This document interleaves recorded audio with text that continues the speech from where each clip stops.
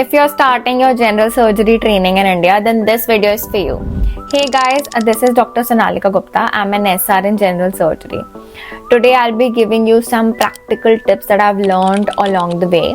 So we'll break this into 3 chapters, and the first one is about what you should be doing even before entering your wards. First would be to start your day right. Take a shower, try to dress smartly, be it, formal attire or even scrubs. Personally, I have lived the past 3 years in scrubs. They are so comfortable, be it your ward day, your OT day, or even your night shift. Next would be to just mentally prepare yourself for your day ahead. Do not skip these 5 essential things which should always be in your apron pocket. That will be a pocket diary, a pen, to quickly jot down all the tasks that are given to you, scissors and micropore. Trust me, you do not want to go hunting down when you are in the middle of a dressing, and a torch. Bonus item is your phone charger. Your phone will be going off buzzing with messages from your seniors with tasks that you have to do for all the patients. The last thing that you want is your phone to die when you are expected to be reachable all the time. Try to eat something before you start your day, or at least pack protein bars, trail mix, dry fruits. Your days are going to be long, and to work on an empty stomach is going to make your job even harder. Try to set realistic daily goals.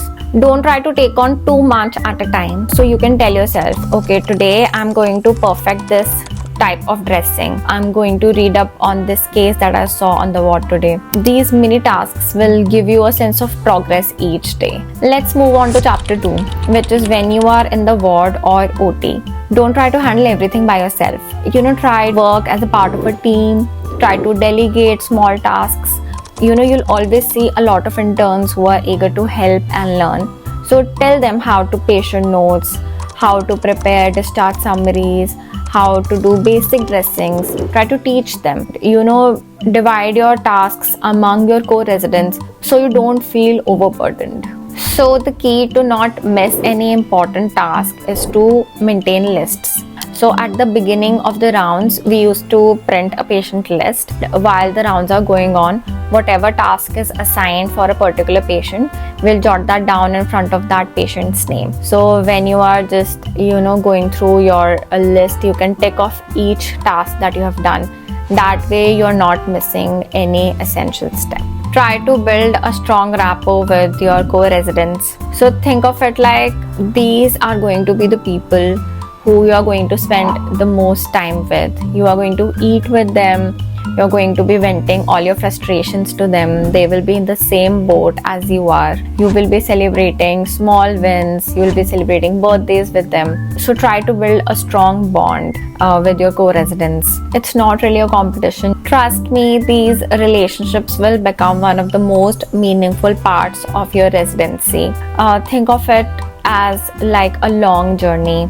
It's really a marathon and not a sprint.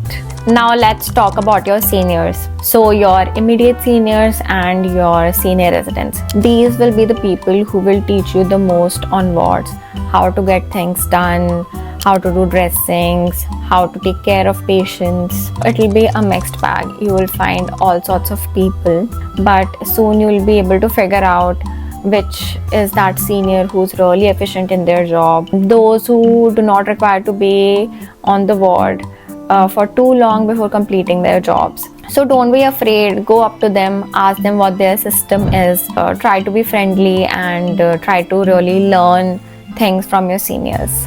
Be honest. So now that I'm in a senior role, I can tell you that by far honesty is the most respected quality. Otherwise, it will just lead to mistrust. It's very easy to lie when you are under pressure. But if you have missed doing a task, it's always, better to tell your senior that you have missed this task rather than lying. Because if you tell us honestly that you have missed doing a task, then we can go back, rectify it, help you doing it. If you lie in this situation, then it will just create this mistrust. I will have to go back and check up on all your tasks to see whether you've really done them or not. Try to be really honest with your work, because you are responsible for real lives here and the stakes are high. Okay, now let's talk about something really important, is being very respectful to your nursing staff and your OT staff. While you're graduating from MBBS and now you've come into a role of a resident, you might feel that you know the pathophysiology of diseases better, you understand the pharmacology of drugs better. Their experience is invaluable. They'll help you in taking samples, in doing basic procedures. They can really guide you on how your consultants prefer things. They will be the one who will see that you're running around wards very exhausted, and they'll come and offer you tea and snacks. They really take care of you, and in more than one occasion, and the nursing staff has really helped me in avoiding embarrassing situations. So they can really be your allies. Try to be really respectful to your nursing and your OT staff.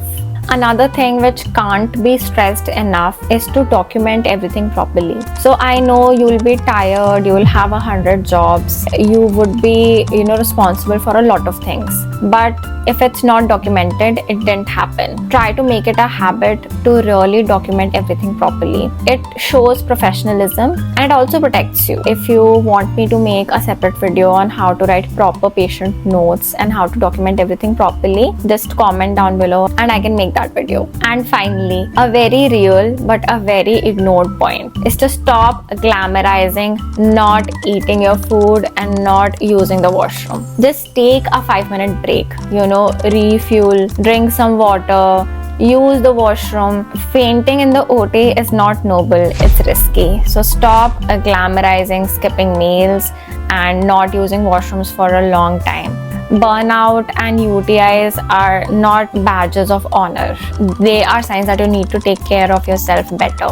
Okay, so now let's move on to the last chapter of this video, which is things that you can do when you come back to your room after your shift or on your off days. One rule which has really helped me is no scrubs on the bed, which means once I come back, I can't just retire to bed. I have to change, I have to take a quick shower, and I'll start unwinding. It's really important to decompress. So that could be a quick shower, talking to your parents or talking to your friends. Be in contact with your parents. They will be very worried for you because you've started residency and you're keeping so busy. They'll be very worried about your health. So, be in constant touch with your parents. If you are unable to call them, just leave a text that you're alright, that you've eaten. If you can't share everything with your parents, then by all means have friends who are non-medicals. Just give yourself a break. As surgeons, we have this habit of talking about surgery all the time, be it on our off days, during breaks, in time for the next surgery. So try to really have your non-medical friends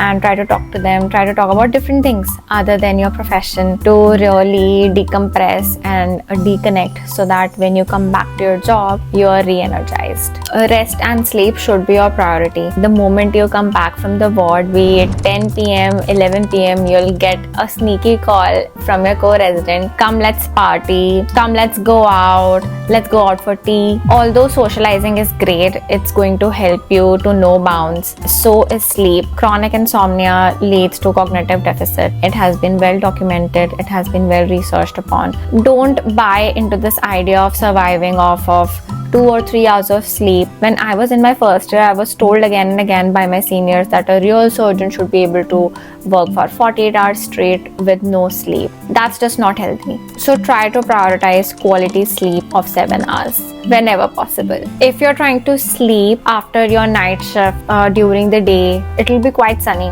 Use earplugs and eye mask to really anything to make those few hours of sleep as undisturbed and restorative as possible. Good quality sleep is not a luxury, it should be a necessity. So your life is going to change dramatically. From studying on a table for 12 to 13 hours a day for NEET PG, now you'll be constantly on your feet. Sometimes you'll be clocking 15 to 20,000 steps a day. So really invest in a good pair of shoes. I used to wear Skechers all the time. And finally, don't lose sight of your hobbies. I know it's very easy to be consumed by your job, by this profession, but it's so important to disconnect once in a while. Whether it's painting, cooking, writing a blog, doing poetry, whatever gives your heart joy, carve out time for that. These small moments of personal time can really help you reset and take your mind off of the chaos that you leave in the hospital. So this brings us to the end of this video. General surgery training, I'm not going to lie, it's going to be hectic, it's going to be tough, it's going to feel very overwhelming in the beginning, but you have to take care of your mind and your body and also the people around you. You will be learning, growing and evolving as a better surgeon each day. Don't forget to celebrate your small wins. If you found this video helpful, give it a like, share it with your co-residents and comment down below what you want to see from me next. Anything specific about ward duties, how to handle night shifts. This is Dr. Sonalika signing off.